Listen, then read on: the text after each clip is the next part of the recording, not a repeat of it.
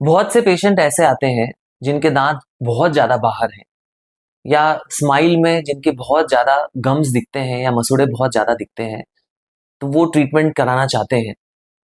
तो ऐसा ट्रीटमेंट संभव है कि उन्हीं दांतों को हम पीछे ले जाएं और इतना पीछे ले जाएं कि एकदम नॉर्मल दिख सकें वो लोग। बिल्कुल संभव है।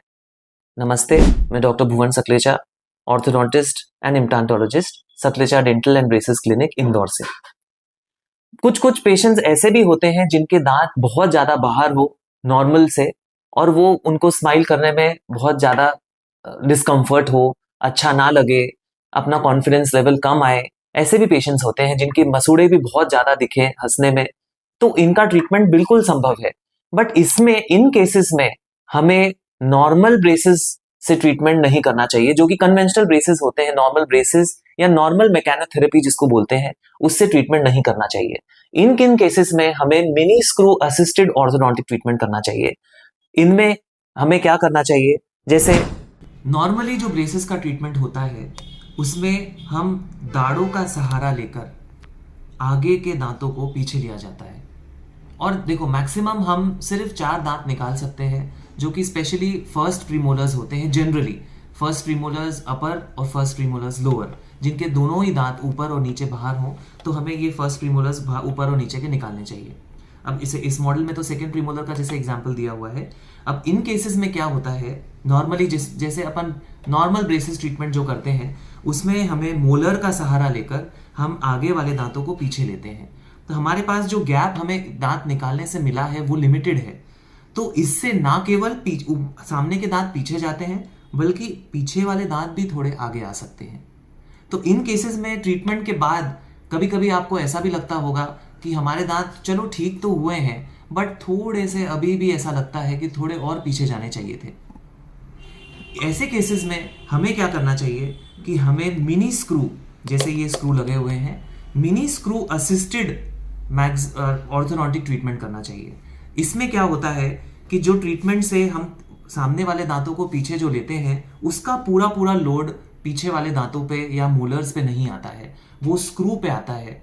जो स्क्रू से सारे दांत हम पीछे ले सकते हैं, जिससे मैक्सिमम आपके सामने वाले दांत पीछे जाएंगे और पीछे वाले दांत बिल्कुल भी आगे नहीं आएंगे।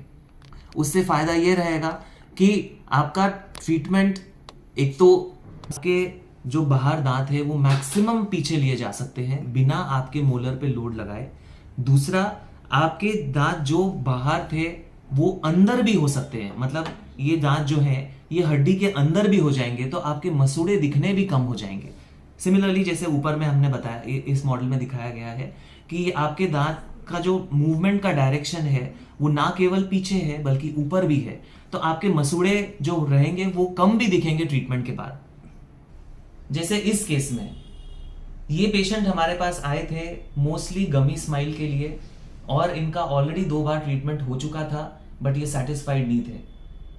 अब इनका ट्रीटमेंट यहां से हमने यहां पे किया है। अब आप देख सकते हैं कि इनके गम्स बिल्कुल भी नहीं दिख रहे हैं ट्रीटमेंट के पश्चात, और इनमें सर्जरी नाम की कुछ भी चीज नहीं हुई है। केवल दांतों को हमने ना केवल पीछे बल्कि ऊपर हड्डी में भी लिया है, और जो मसूड़े जो दिखते थे वो अब देखो बिल्कुल भी नहीं दिखते हैं। तो she is very confident now, her smile shows how confident she is now. जैसे इस केस में हम देख सकते हैं कि दांत जो है ऊपर वाले और नीचे वाले भी, नीचे वाले इतने नहीं है बल्कि आप ऊपर वाले देखेंगे ये कुछ ज्यादा ही बाहर हैं, और ऊपर और नीचे वाले दांतों के बीच में जो गैप है वो भी बहुत ज्यादा है, जिसको ओवरजेट बोलते हैं। अब इन्हें ऊपर वाले दांतों को हमें, हमारे पास दांत जो है हम सिर्फ ऊपर के 2 ही निकाल सकते हैं, फर्स्ट प्रीमोलर्स, और स्पेस हमारे पास लिमिटेड ही है, तो हमें ऊपर वाले दांत पीछे भी लेने हैं और थोड़े से ऊपर भी लेने हैं। तो इसमें हमें मैक्सिमम पीछे लेने के लिए हम मिनी स्क्रू का यूज करेंगे, जो कि इस मॉडल की तरह दोनों दाढ़ों के बीच में, जो पीछे के जो दाढ़ है और फर्स्ट सेकंड प्रीमोलर है, उनके बीच में लगाया जाएगा। अब यही सेम केस हम आपको क्लिनिकली दिखाएंगे कि मिनी स्क्रू हमने डिजिटल रेंच से कैसे डाला है।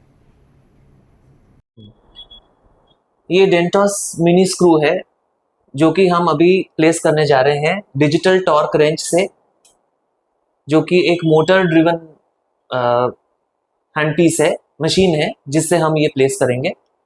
ये प्लेस करेंगे हम, ये जो पहला फर्स्ट मोलर है, अपर फर्स्ट मोलर है, हम लेफ्ट साइड में प्लेस कर रहे हैं। ये अपर लेफ्ट फर्स्ट मोलर है और ये अपर लेफ्ट सेकेंड प्रीमोलर है। दोनों के बीच में, दोनों के जड़ों के बीच में ये वाली हड्डी में प्लेस किया जाएगा। इधर देखिए,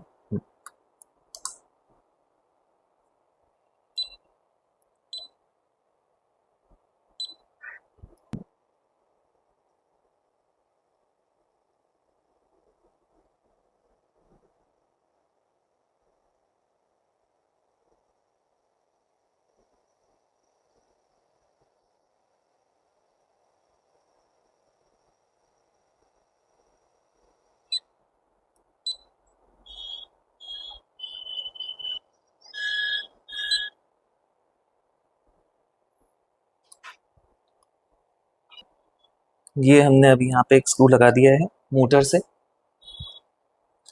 एक यहाँ पे है और एक यहाँ पे लगा हुआ है ऑलरेडी। अब इनके सहारे हम ये ऊपर के सामने के दांत हम पीछे लेंगे। हमने ये स्क्रू लगा दिया है, जैसा कि आप इस एक्सरे में देख सकते हैं कि ये दोनों दांतों के बीच में, बीच वाली हड्डी में लग गया है। अब इसी का यूज करते हुए हम आगे के दांतों को पीछे गिराएंगे। धन्यवाद।